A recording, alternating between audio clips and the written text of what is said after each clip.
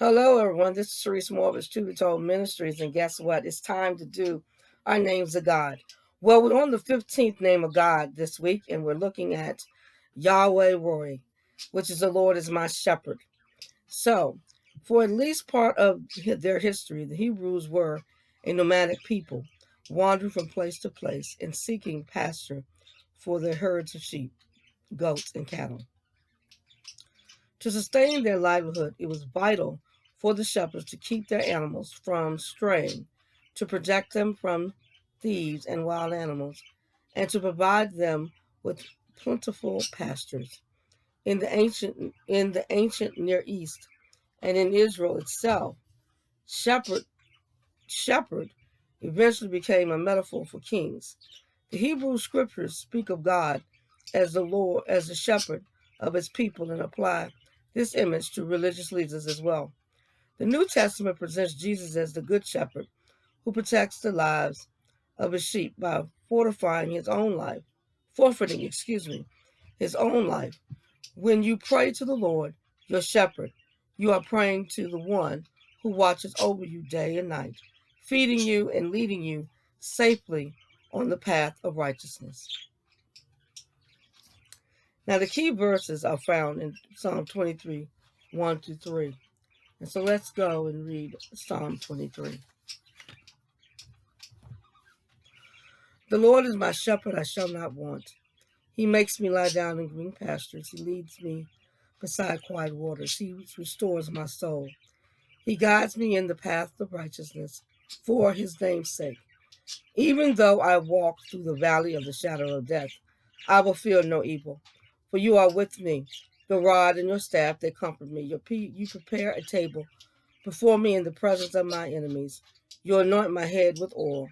My cup overflows. Surely goodness and love will follow me all the days of my life, and I will dwell in the house of the Lord forever. Psalm 23. Shepherding was one of the earliest human occupations. A family's wealth was measured by how many sheep, goats, cows, horses, camels, and or asses a man owned. Abel, Abraham, Isaac, Jacob, Moses, and David were all shepherds. Before David fought Goliath, he told Saul, your servant has been keeping his father's sheep. When a lion or a bear came and carried off his sheep from the flock, I went after it, struck it, and rescued the sheep from its mouth. When it turned on me, I seized it by its hair, struck it, and killed it in 1 Samuel 17, 34 through 35. It was a shepherd's responsibility to count each animal in order to make sure none had gone astray. At night, sheep were kept in simple enclosures, in caves or within walls made from bushes.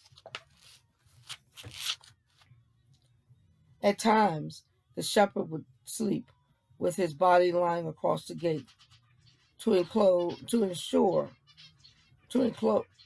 enclosure in order to keep the sheep safe. Though Israel's religious leaders were also referred to as shepherds, they were often chided for their failure to watch over the flocks of God. Both then and now, Yahweh Roi is the one true shepherd of his people.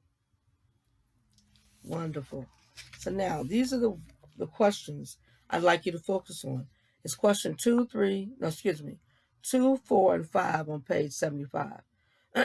Question 2 says, what does it mean to restore my soul? Describe a time when you felt in need of such a restoration. Question 4 on page 75 says, how has the Good Shepherd's rod and staff protected, guided, and corrected you? How have you found comfort in his rod and staff? And question 5 says, why do you think the psalmist introduces the imagery of a table? That's question 5 on page 75. Now, we would love you to respond to these questions. You could do all of them in the book if you like, but would you not please share with us your thoughts on the name of God for this week? Thank you so much for tuning into the broadcast. You have a wonderful, wonderful week. Trust God, everyone.